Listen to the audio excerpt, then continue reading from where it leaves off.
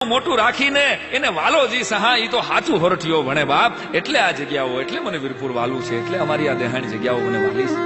ત્રીજું કારણ, હું તમે આપણી શ્રદ્ધા કદાચ રામ સાથે હોય, કૃષ્ણ સાથે હોય, માતાજી સાથે હોય, ભગવાન સ્વામિનારાયણ સાથે હોય, જેને પણ આપણે માનતા હોય એને, આપણે બધા મનુષ્યો ભગવાન પાસે કંઈક ને કંઈક હાથ જોડીને માગવા જાય છે.